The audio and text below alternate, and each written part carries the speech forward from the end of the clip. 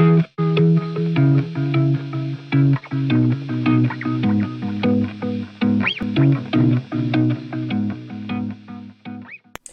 tout le monde! Aujourd'hui, je vous fais un petit vidéo tutoriel pour le maquillage que je porte en ce moment. C'est un maquillage qui se porte aussi bien dans la vie de tous les jours que pour une soirée entre amis ou en amoureux.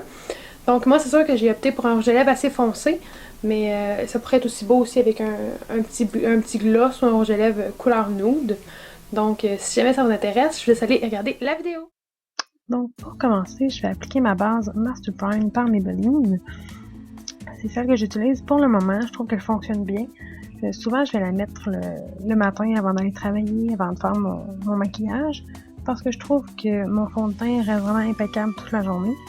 Puis même parfois, je vais m'en servir aussi comme base pour mes ondes à paupières. Je trouve que mes ondes à paupières restent belles toute la journée quand je m'en sers de cette façon-là. Ensuite, je vais venir appliquer mon cache-cerne du moment, le Instant Age Rewind Eraser. Moi, je l'ai dans la teinte moyenne. Je trouve qu'il s'applique vraiment bien. J'en avais beaucoup entendu parler en bien sur plusieurs chaînes YouTube, mais quand je l'ai essayé, là, j'ai vraiment adoré le produit. Donc, je vais venir l'appliquer vraiment là, près de mes yeux. Puis, je vais faire une forme de triangle pour bien cacher mes cernes. Et ensuite, avec un petit imitation de Beauty Blender, je vais venir vraiment là, estomper le cache-cerne que j'ai tout juste appliqué. Ensuite, je vais venir appliquer mon fond de teint Matte & Poreless Fit Me par Maybelline. Moi, j'ai dans la teinte ivoire. C'est sûr qu'il est quand même un petit peu plus foncé que les ivoires que j'ai déjà vus, mais pour la couleur de ma peau, ça fait parfaitement. Comme vous pouvez le voir, je l'applique avec une éponge. Personnellement, je trouve que le fond de teint liquide s'applique vraiment mieux avec une éponge, parce que ça permet d'avoir une application vraiment plus égale sur le visage, puis d'avoir une application aussi plus diffuse.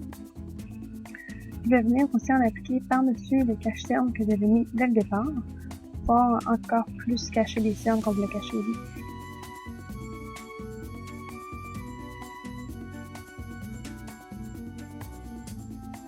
Ensuite, je vais venir préparer mes sourcils en les brossant pour qu'ils soient dans le fond tous en place là, quand je vais pouvoir appliquer les produits à l'intérieur.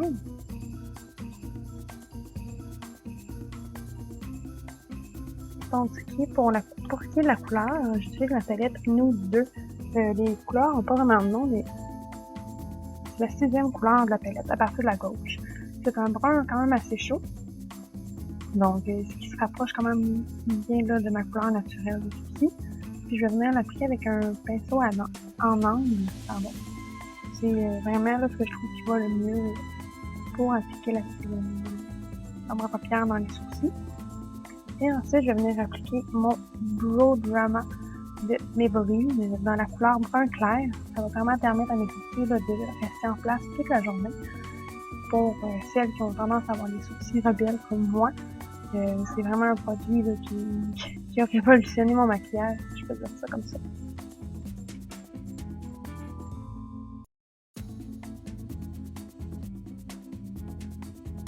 Donc, pour ce tutoriel, j'ai décidé d'utiliser la palette Alex de Les Oitiers. Je sais qu'elle n'est pas disponible là, en pharmacie, mais c'est une palette avec des couleurs qui se retrouvent vraiment dans plusieurs autres palettes, dont la palette Nude 2 que j'ai utilisée pour mes sourcils. Ce serait quand même assez facile pour vous, là, si vous avez cette palette-là, de reproduire ce look. Donc, pour commencer, j'utilise une couleur prune quand même assez pâle, que je vais appliquer vraiment là, dans le creux de mon œil, du coin externe au coin interne, en mettant vraiment l'emphase sur le coin externe de mon œil. Comme ça va vraiment venir définir là, la forme de votre œil.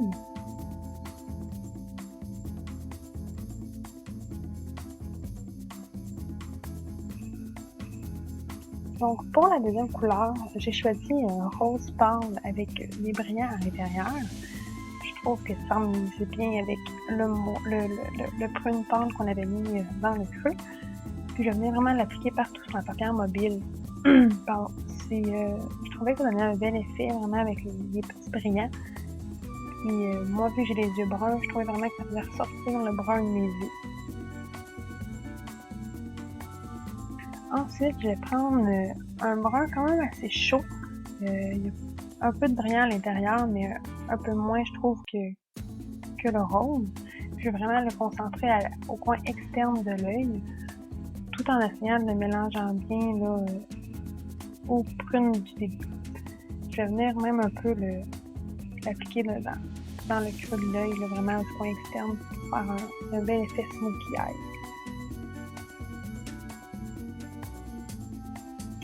Ensuite, je vais prendre un autre pinceau, puis je vais venir vraiment là, mélanger les trois couleurs ensemble pour pas avoir de démarcation, puis c'est vraiment là, un mélange de couleurs vraiment plus fluide. Là. On veut pas avoir la démarcation de chacune des couleurs, on veut vraiment avoir un aspect là, de couleurs vraiment diffuses l'une dans l'autre. Si jamais ça vous intéresse, les pinceaux que j'utilise, c'est ceux de la marque Real Techniques.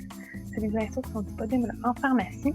Puis ils coûtent vraiment, vraiment pas cher, là, contrairement à ceux qu'on peut retrouver là, sur Internet.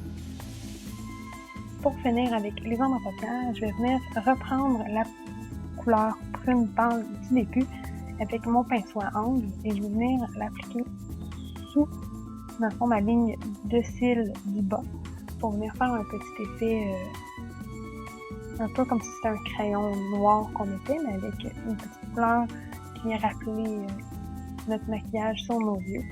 Je trouve que c'est une belle alternative au lieu d'avoir un crayon comme à l'habitude dans la muqueuse. Je trouve que ça fait un aussi bel effet si c'est pas plus.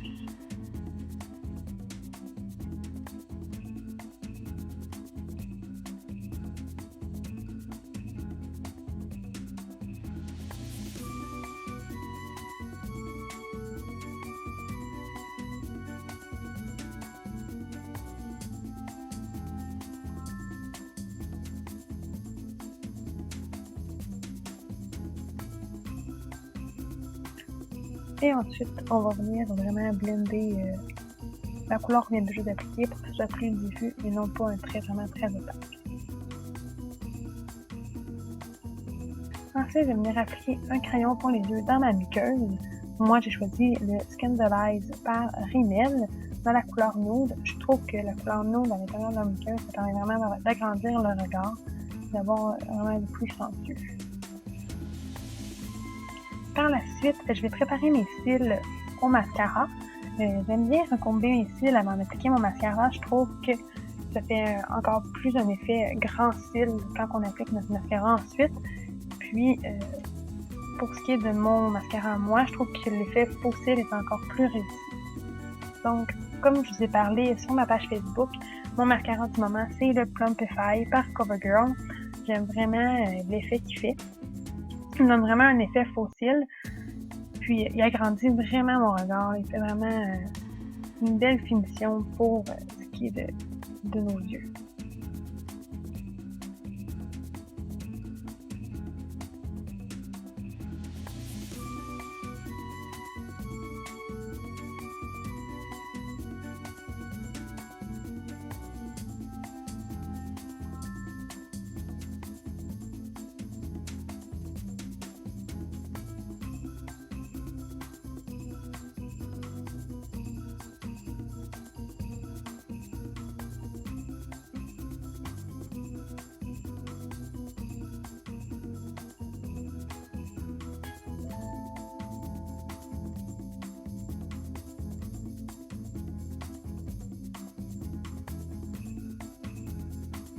Donc, par contre, pour les cils d'en bas, je vais prendre un mascara différent. Je vais prendre le Super Sizer par CoverGirl encore une fois. Parce que je trouve que sa brosse me permet d'être vraiment plus précise pour les cils du bas. Contrairement au Plumpify, qui lui a vraiment une brosse vraiment très grosse, on ne veut pas nécessairement avoir le même effet en bas qu'en haut. Donc, pour sceller le fond de teint que nous avons mis au départ, je mets le fond de teint en poudre compressée Matte & Poreless Fit Me encore une fois, mais sous forme poudre dans la teinte Toffee. Ça permet de sceller le fond de teint et d'enlever tous les petits résidus d'ombre de pierre qui pourraient être tombés sur nos joues.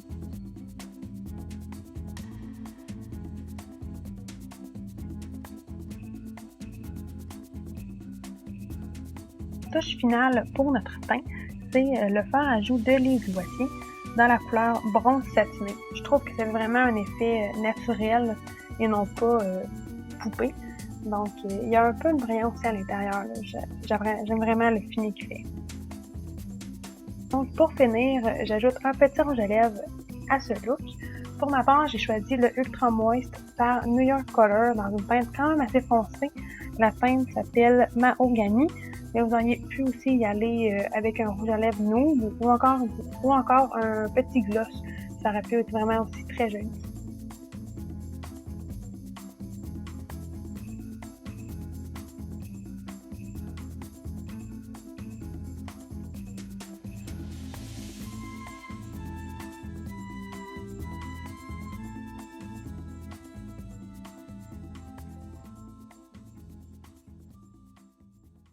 Donc, j'espère que vous avez apprécié ce tutoriel. Si oui, n'oubliez pas de mettre un pouce à la vidéo et de vous abonner à ma chaîne. Et écrivez-moi dans les commentaires en bas ce que vous voulez que je fasse dans les prochaines vidéos. Donc, on se revoit dans un prochain